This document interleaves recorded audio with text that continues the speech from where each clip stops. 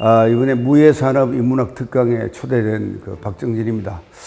저는 대구 영남대학교에서 문화인류학 박사를 받았습니다.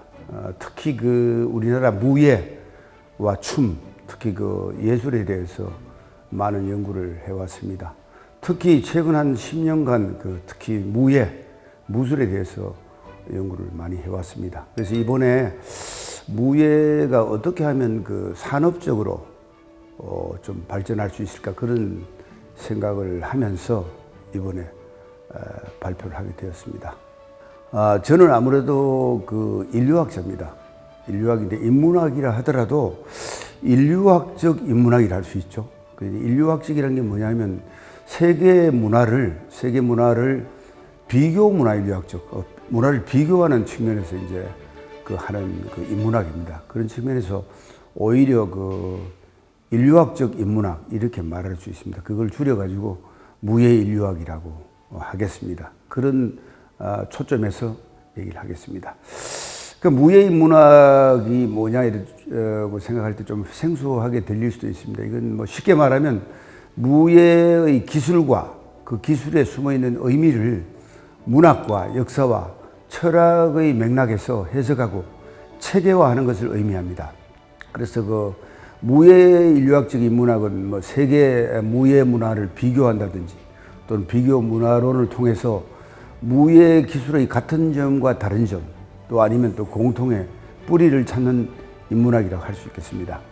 제가 무예 산업을 활성화시키는 방안을 이제 고심을 해보니까, 역시 무예라는 게 일반인이 무예를 해야 되는 거 아닙니까? 그래서 현대적으로 무예를 하게 하려면 도장이 필수적이에요, 도장이. 그래서 도장 문화가 활성화돼야 되겠다, 이런 생각을 했고요. 도장 문화를 활성화하는 데에 지역 단체나 어떤 국가에서 무예인들을 많이 지원해야 될 것 같아요. 그래야 활성화되죠. 이 무예 활성화라는 것은 왜 중요하냐면, 이 전체 국민들의 독립정신, 국가의 독립이라는 게 무예 정신으로부터 비롯됩니다. 그래서 그게 없으면 독립정신이 없어져요. 그래서 초등학교부터, 어릴 때부터 여러 무예 가운데 하나를 선택해 가지고 나름대로 연마하는 그런 분위기를 만들어줘야 나중에 커서도 무예를 하고, 나중에 또 국방력으로 작용하게 되겠죠. 그래서 도장 문화를 활성화해야 된다고 생각합니다. 현재 어떻습니까, 여러분? 지구상의 무예가 어느 정도 있을 것 같습니까? 어떤 사람이 이제 100개 정도 있을 거라고 하는데, 200개. 근데 500개 하는 사람, 500개 이야기하는 사람은 꽤나 이제 많이 얘기한 것인데, 사실은 말이죠. 자잘한까지 합치면 한 2,000여 정도 됩니다. 그래서 이렇게 많은 무예 가운데 우리 전통 무예가 살아남으려면 말이죠, 여간 노력해서 안 됩니다. 그래서 쉽게 말하면 무예, 어떨 때는 무술이라 하고, 또는 무도라고 얘기를 합니다만, 그 가운데 우리나라는 특히 무예의 예자를 씁니다. 예자라는 게 우리 문화 전반에 공통적으로 통하는 문자입니다. 예를 들면 서예, 또 다예, 이런 말을 많이. 우리가 좀 우리 문화의 핵심을 얘기를 하면 사실 예술 문화에 가까워요. 여러분 아시다시피 풍류도 같은 거 들어보시죠. 풍류도. 그게 예술을 기초로 종교와 과학에 접근하는 겁니다. 예술이 최고죠. 그러니까 그런 측면에서 이제 무예를 이제 어릴 때부터 하면 우리나라 발전에도 크게 도움이 될 것 같습니다. 제가 이제 도장 문화가 활성화돼야 된다, 이런 생각을 하고 좀 조사를 해봤어요. 해봤는데, 여러분 태권도는 많이 아시죠? 태권도는 국가 지원 무술입니다. 국기죠. 세계적으로 코리아는 몰라도 태권도는 압니다. 그리고 태권도가 사실 우리나라 경제 발전에서도 아주 밑바탕이 됐습니다. 초기에 기업인들이 해외에 갔을 때 태권도가 먼저 나가 있었어요. 도장을 찾아가서 그 나라의 어떤 위정자를 만나게 되는 그런 계기도 마련하고 그랬습니다. 그래서 의외로 무예로만 끝나는 게 아니고 민간 외교에서도 굉장히 중요한 역할을 합니다. 그래서 요즘 여러분 우리나라가 기업적으로 굉장히 발달했잖아요. 그 산업화를 거의 이제 마친 경우입니다만은 그 밑바탕에 무예인이 있었고 또 무예인의 민간 외교 같은 게 이제 작용을 했습니다. 무예가 무술하는 사람만의 것이 아니고 전체 국민 전체의 것입니다. 그래서 그 무예가 우리 몸에 하나씩 붙어 있게 그러니까 뭐 1인 1기란 말도 있죠. 하나의 무예를 각자가 할 수 있어야 이제 그 나라가 제대로 일어서게 됩니다. 태권도가 국기로서의 역할을 잘했고 그 다음에 보니까 이제 국술이라고 있어요. 국술. 국술은 나라의 뭐 무예 기술 이런 뜻이 되겠지만 국술이 있었습니다. 엄청나게 발전했더라고요. 이거는 민간의 힘으로 발전했어요. 그래서 야, 근데 어떻게 발전했냐를 보니까 바로 무예 도장화 이런 걸 통해서 했어요. 다시 말하면 무예의 도장화라는 것은 뭐 쉽게 말하면 무예도 시장 법칙에 따라야 한다는 얘기예요. 도장이 있어야 뭐 무예를 가르치고 또 배우고 이럴 거 아닙니까? 그게 시장 법칙입니다. 지금은 도장화되고 도장화라는 것은 그 생활화를 뜻합니다. 도장과 연계가 되어야 그 무예가 생활 속의 무예가 될 수 있고 바로 그것이 무예도 무예 시장 속의 하나다 이렇게 이제 생각할 수 있는 겁니다. 그래서 그 도장이 이제 중요한데 이게 또 경제성이 없어요. 도장이 너무 난립하니까. 그래서 경제성 있는 그 기준을 갖고 이제 도장을 운영해야 된다는 걸 알았습니다. 특히 이제 그렇게 이제 도장화가 되면 무예가 이제 체계화되고 어떻게 이제 민간하고 어떻게 이래 접촉할 것인가 그걸 알게 되죠. 도장화되면 호소력이 있다. 일반하고 접근하기 쉽다 이런 걸 알게 됩니다. 그러면 자연적으로 국내에서 도장화가 성공하는 이제 무술은 말이죠. 반드시 그 해외에서도 성공합니다. 국내 성공 없이 해외 성공이 있기를 기대하는 것은 참 어렵습니다. 그래서 국내에서 성공하고 또 해외도 성공하게 되는데 해외 진출했을 때는 우리나라 여러 무예 가운데서 해외 진출 무예가 뭐 좀 있어요. 한 10여 종목 되는데 그 나라에 가면 그 나라의 법을 따라요. 우리 뭐 여러분 아시다시피 로마에 가면 로마의 법을 따라야 된다는 말이 있죠. 그 나라의 법을 준수하고 뭐 쉽게 말하면 또 세금을 잘 내고 그래야지 혹시나 뭐 천재지변을 당해도 좀 보상을 해달라고 요구를 할 수 있어요. 그래서 그 나라의 법을 잘 지키고 세금을 잘 내고 이러면서 성장해야 점진적으로 성장하게 되고 나중에 혹시 또 어려운 일이 있어도 그 나라에 도움을 요청할 수 있습니다. 그래서 책임을 다해야 권리를 주장할 수 있는 겁니다. 그 무예도 마찬가지죠. 그 무예가 세계화되면 사실 그 무예 그 부가가치가 여러 가지가 있습니다. 뭐 여러분 아시다시피 무예할 때는 당연히 도복을 입잖아요. 도복 값이 그 장난이 아닙니다. 예를 들면 무예 인구가 뭐 30만이다 하면 30만 명이 도복인데 또 그 도복이 하나만 있습니까? 뭐 갈아입고 이럴 거 아닙니까? 엄청난 겁니다, 도복이. 그 의료 산업에도 되게 중요하고 또 무예를 할 때는 이제 맨손만 하는 게 아니고 장비 같은 게 필요하잖아요. 도복, 장비 이런 게 이제 부가 산업으로 활발할 수 있고요.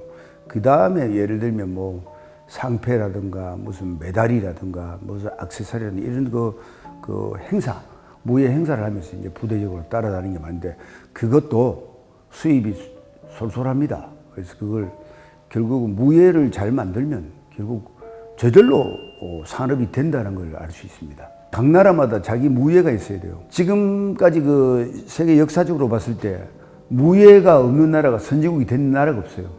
무예가 없는 나라가 제국을 만들어 본 적이 없어요. 여러분 미국의 지금 국기는 뭔지 아십니까? 영화에도 많이 나오지만 권투입니다. 권투. 미국은 이제 국민체육을 뭐 다른 것도 다 하고 뭐 골프도 하고 하지만은 특히 군대 같은 데서는 권투 시합을 많이 합니다. 권투를 통해서 이제 단련을 하죠. 그래서 그 각 나라의 그 무예가 국가 이제 브랜드화 돼야 됩니다. 우리는 당연히 우리 국가 브랜드가 뭐죠? 태권도죠, 태권도. 태권도인데 역으로 말하면 태권도와 같은 우리 국가 브랜드 무예가 있기 때문에 어쩌면 말이죠. 우리가 이렇게 발전했을 수도 있어요. 무예를 통해서 국가를 발전시키고 무예는 그 국가 발전의 그 기본이 된다는 걸 알아야 됩니다. 지금 주변국에서 그 우리 올림픽 종목이 돼 있잖아요. 태권도가 그 올림픽 종목에 자기 무예를 집어넣으려고 가전애를 쓰고 있습니다. 중국 무술을 종합해가지고 우슈를 가지고 이제 올림픽에 종목을 넣으려고 애를 썼는데 지금 북경 대회 때는 들어갔잖아요. 근데 그 다음에 이제 빠졌잖아요. 근데 태권도의 자리를 호시탐탐 노리고 있습니다. 우리가 절대 빼앗겨서는 안 되는 거죠, 그죠? 그래서 국가 무술의 브랜드화가 중요하다는 걸 말씀드리고 싶습니다. 우리나라가 얼마나 그 무예의 뿌리가 깊고 넓은지 말이죠. 세계 유일의 무예 경전이라고 하는 무예도보 통지를 들 수 있습니다. 임난 후에 이 무예도보 통지를 완성을 했습니다만은 저게 예를 들면 임진왜란과 병자호란을 겪고 무예라는 게 좀 더 체계화되고 정리를 해야 되겠구나 이런 생각을 해서 이제 만들어진 무예도보 통지입니다. 우리나라 선비들이나 무예인들의 노력으로 됐습니다. 근데 저게 우리나라가 무경을 만들었다는 게 참으로 자랑스럽고 뿌듯합니다. 무예가 우리나라 산업의 발달에도 좀 큰 역할을 했듯이 앞으로 남북의 화해나 통일에서도 큰 역할을 할 것으로 기대가 됩니다. 이제 무예도보 통지를 갖고 있다는 게 민족적 이제 자존심을 올린 데도 크게 이제 영향을 미치고 기여를 하고 있습니다. 근데 이제 약간 이제 불행하게도 무예도보 통지의 무예 기술, 맨손 무예나 어떤 무기를 들고 하는 무예나 무술이나 그에 대해서 이제 완전히 그것을 복원하는데 좀 시간이 걸립니다. 근데 전통 무예의 표준화, 그러니까 어느 게 이제 기준이 됐냐는 게 이제 마련하는 게 급선무입니다. 그래서 가급적이면 좀 빠른 시일 내에 무예인들이 같이 이제 시연도 하고 비교도 하고 해가지고 전통 무예의 표준화를 하는 게 이제 좀 선결 과제입니다. 그 표준화가 돼야 사실은 중국 무술과의 비교나 또 일본 무술 비교 이런 걸 할 때도 자신감 있게 될 수 있을 거라고 봅니다. 그래서 무예도보 통지를 가진 것도 자랑이지만은 무술 표준화를 이제 앞으로 이루어야 되는 게 또한 과제입니다. 무예 앞에서도 얘기했습니다. 무예의 산업화, 시장 개척은 무예가 살아남는데 아주 결정적인 겁니다. 그래서 산업화, 시장 개척의 어떤 기술적인 측면 같은 걸 이제 개발을 해야 됩니다. 무예 자체도 여러분 아다시피 무예를 마샬 아트라고 합니다. 예술과 굉장히 관련이 있다는 거죠. 무예 스포츠화에 이어 무예의 예술화는 지금 세계적인 추세입니다. 그러니까 예술적인 경지로 가야 일반인 또 재미있어하고 무예를 하게 되죠.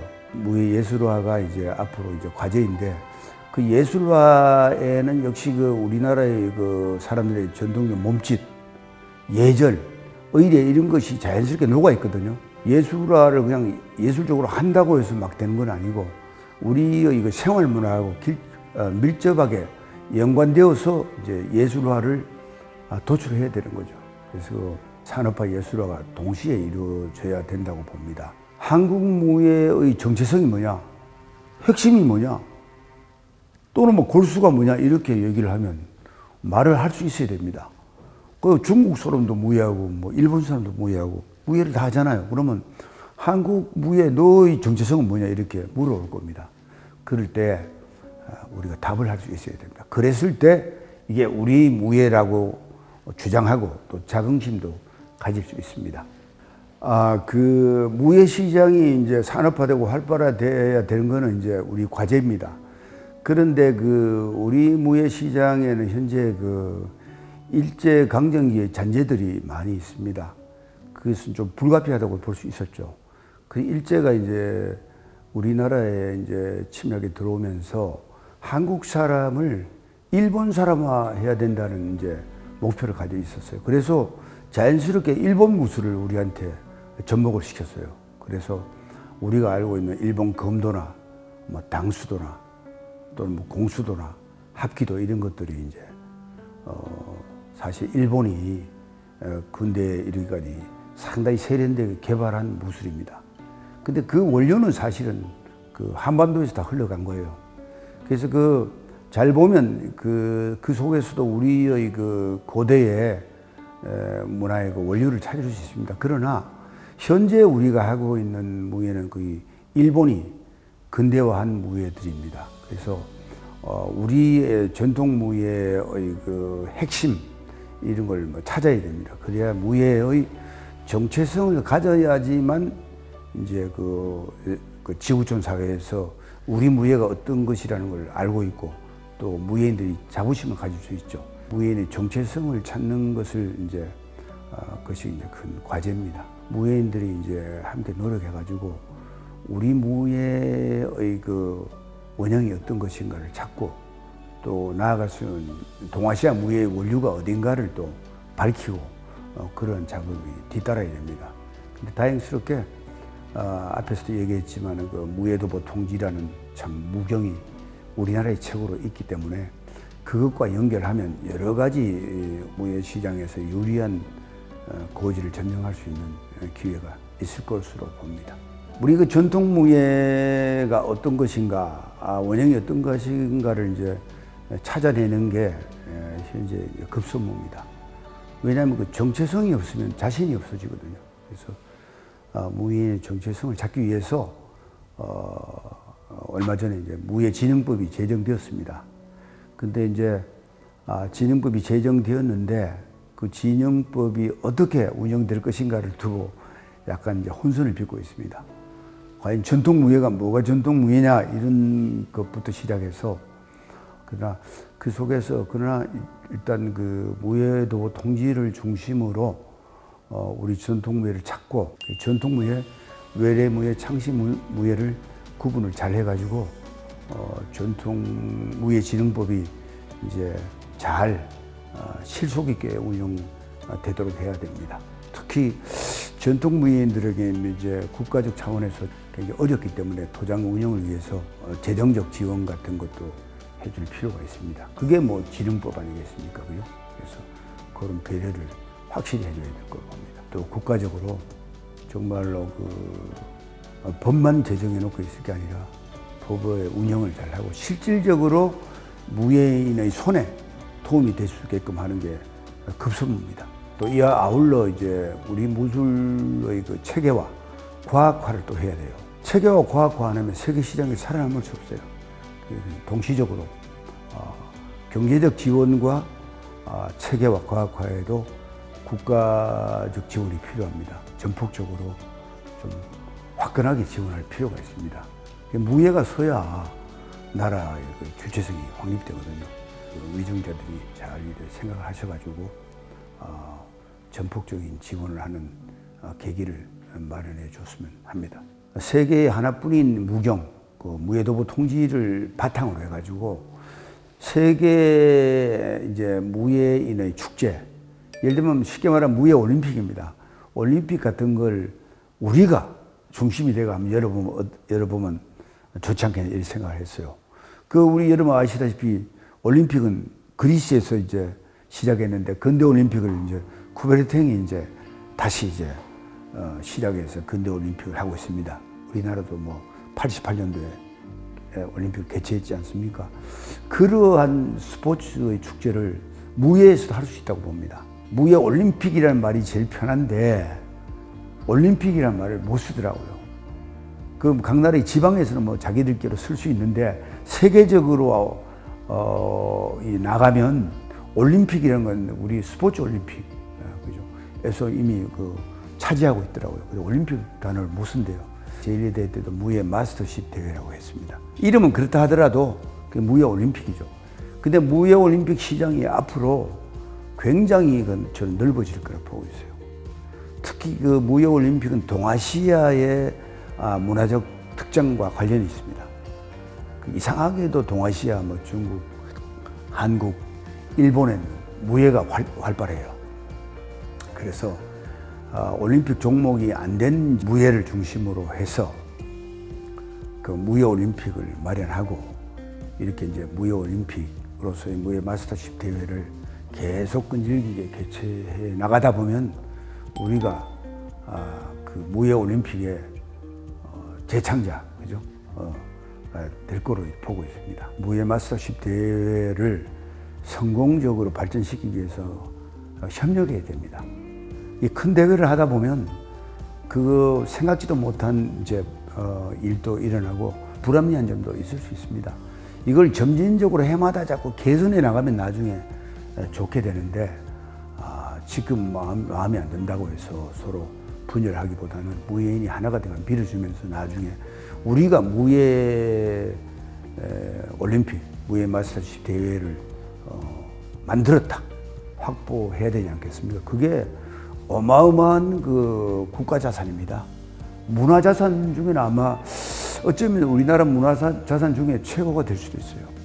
그런 걸 잘 이제 세계화하는 데 앞장서야 될 것 같습니다. 근데 이제 무예 올림픽이라는 이제 퍼포먼스 를 개최를 했습니다. 그 개최를 하면서 이제 보니까 저도 참가를 하면서 야, 이게 어떻게 하면 힘이 붙겠느냐, 세계인으로부터 동조를 얻을 수 있겠느냐, 이런 걸 생각해 보니까 역시 무예 올림픽에도 무예 철학이 필요하다는 생각을 했어요. 올림픽에도 올림피즘이라고 철학이 있습니다. 그게 이제 세계를 하나로 만들고 세계 평화를 위해서 올림픽을 개최한다, 이런 그 철학이 있어요. 그 철학을 바탕으로 나갈 때 세계적 호응을 받을 수 있어요. 그래서 그 무예 철학을 이제 우리가 어차피 처음 주최했으니까 이걸 만들어 가는데 그 철학 속에는 세계가 하나가 된다거나 세계를 평화로 이끌어 간다거나 이런 그 아이디어가 들어가 있어야 되겠죠. 철학을 이제 만들어야 될 거로 보고 있습니다. 그래서 제가 그러한 철학의 필요성을 느껴가지고 우리 그 문화의 그 바탕이 되는 게 풍유도인데, 풍유도를 새롭게 해석한 신풍유도라는 게 하나의 뭐 철학의 바탕이 되어가지고 무예 철학이 되어가지고 앞으로 세계인에게 그 무예 올림픽을 선전하고 광고할 때 호소력이 있게 작용할 거로 봅니다. 아시다시피 우리나라에 있는 그 인류 최초의 경전, 가장 오래된 경전, 그 천부경이라는 게 있습니다. 천부경과 신풍유도를 연결을 하면 가장 오래된 옛날과 지금을 연결해야 고금이 소통이 돼야 힘을 받습니다. 그게 뭐 천부경과 연결이 안 되면 누가 개인이 만들었다 이러면 뭐 호소력이 없지 않습니까? 그래서 천부경과 연결시켜 가지고 무예 철학을 만들었습니다. 만들었는데 전부 다 80자인데 그 중간에 보면 이제 인중천지 일풍유도라고 있어요. 인중천지 일이라는 건 천부경의 핵심 사상입니다. 인중, 사람 속에서 천지가 하나다, 이런 뜻입니다. 그래서 그 인중천지 일이라는 것을 풍유도에서 따오고, 그 다음에 이제 풍유도란 말을 이제 뒤에 붙임으로써 그 우리가 신라 통일의 정신적 지주가 됐던 풍유도가 연합이 됩니다. 그러면 인중천지 일풍유도라는 말이 들어가면서 나머지 이제 그 말을 이제 둘러싸고 있는 그 철학이 되겠습니다. 그래서 천부경과 연결된 풍유도 철학을 이제 제가 만들어 봤습니다. 그런 철학을 바탕으로 무예 철학을 만들어 가면 제 생각에는 세계인을 설복시킬 수 있는, 설득할 수 있는 철학이 될 거로 봅니다. 세계무예 마스터위원회라는 게 이제 꽤 중요한데 저게 세계 기구입니다, 일종의. 우리나라 국내 기구 아닙니다. 세계 기구를 이제 우리가 국내에 유치했으니까 유네스코 국제무역센터 같은 게 이제 그 산하에 있어요. 그래서 그 무예진흥원이 그 안에서, 그 조직 내에서 있지만은 계속 열심히 일하고 착실하게 하다 보면 나중에 독립적인 무예진흥원이 설립될 것으로 봅니다. 스포츠와 무예는 뭐 제가 볼 때 앞으로 인류의 가장 유력한 문화자산입니다. 그래서 우리가 지금까지는 그것을 좀 등한시했다 하더라도 보다 더 귀중하게 생각해 가지고 우리 문화 자산을 확보를 하고 그것을 좀 더 세계인이 알아들을 수 있게 또 세계인이 배울 수 있게 만들어 가야 됩니다. 그래야 그게 우리 문화의 그 진정한 자산이 됩니다.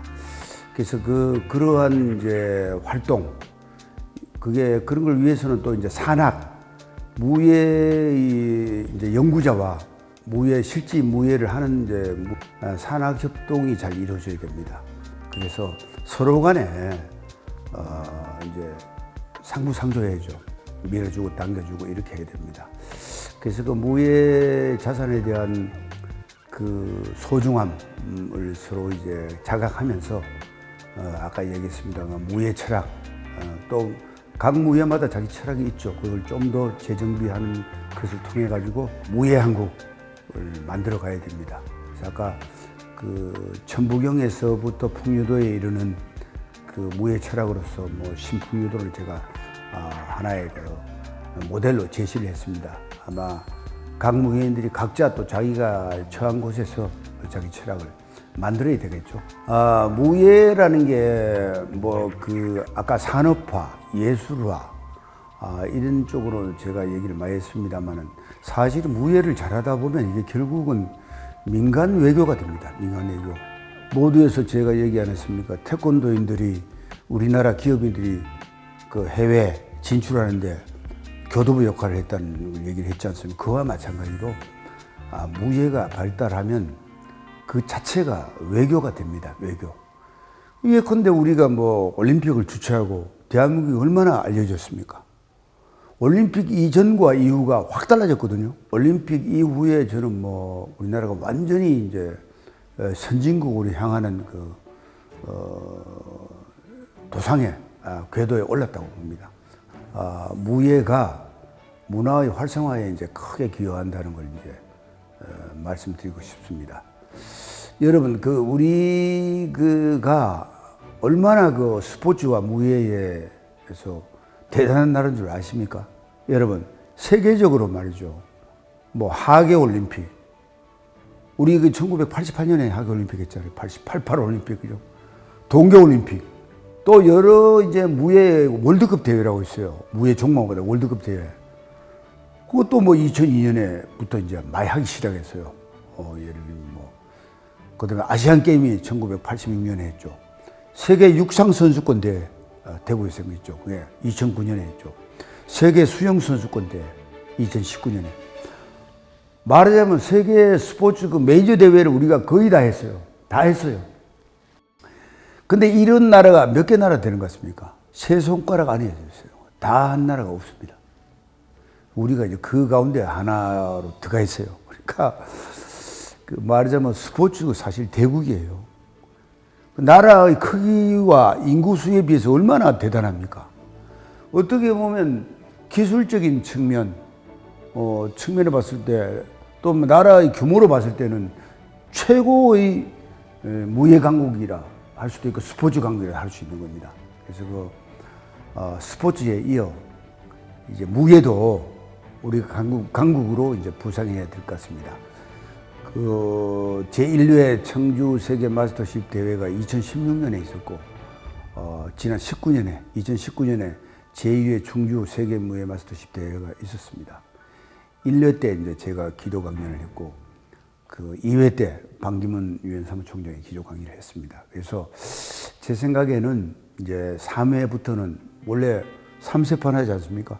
3회부터는 이제 본궤도에 올라가야 됩니다. 그래서 이 정부 차원에서 또는 무예계 차원에서 이제 같이 협력해가지고 제 생각에는 뭐 무예 마스터십 대회를 또 다른 올림픽, 무예 올림픽으로 격상시키는 총력을 기울여야 됩니다. 아마 그렇게 되면 올림픽 때마다 그리스를 이야기하잖아요. 올림픽 제전하면 그리스 신전에서 체화하는 거 보여주지 않습니까? 그와 마찬가지로 무예 마스터십이 어디에서 열리든 간에 우리나라에서 체화해가지고 가면 항상 코리아가 드러나는 겁니다.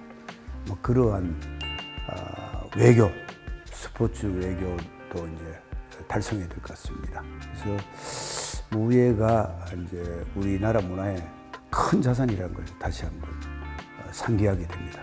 특히 또 이제 무예 강국, 스포츠 강국으로서의 대한민국뿐만 아니라 반드시 저는 이제 무예를 통해서 우리가 남북 교류할 때는 예술을 먼저 하잖아요.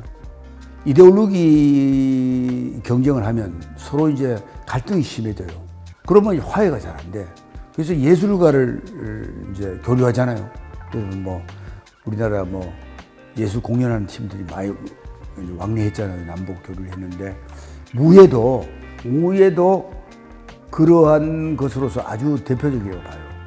무예도보 통지의 무예를 이제 복원하는 뭐 대회나 비교 연구하는 이제 학회 이런 걸 공동으로 주최할 수 있죠.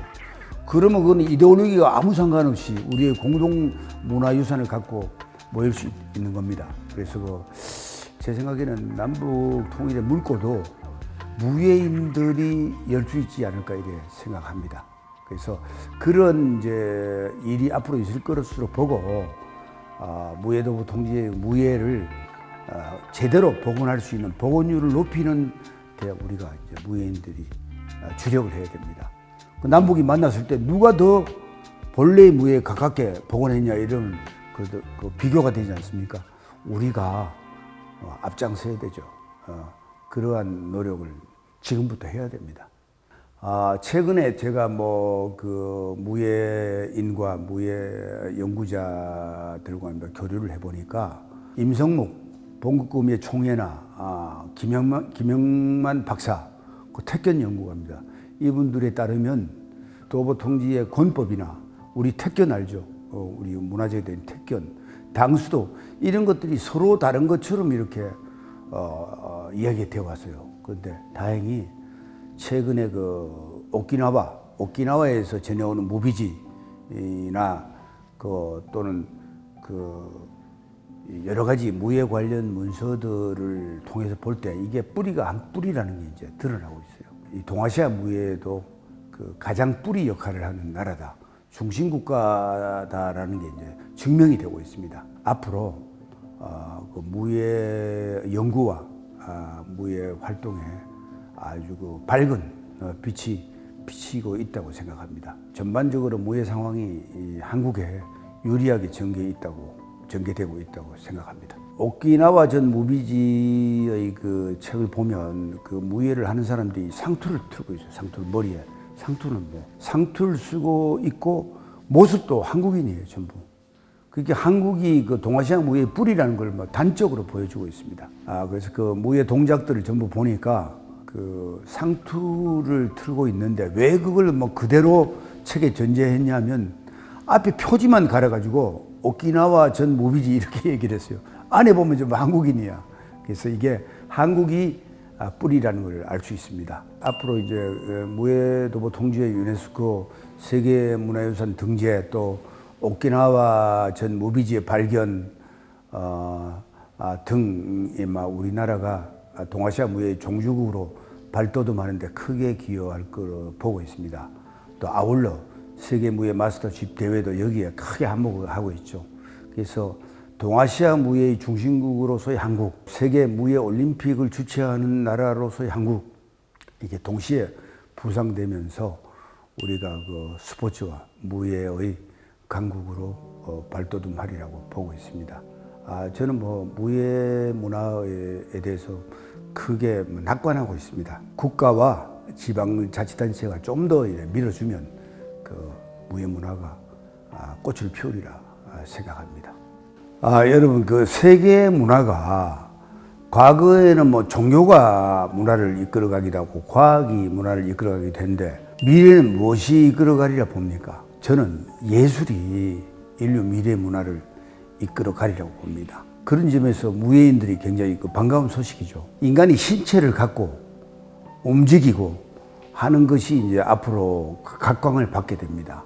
예술과 신체의 시대가 이제 도래했다고 봅니다. 그래서 무예인들이 좀 더 힘을 내고 그렇게 하다 보면 아마 좋은 환경들이 이제 마련되리라고 봅니다.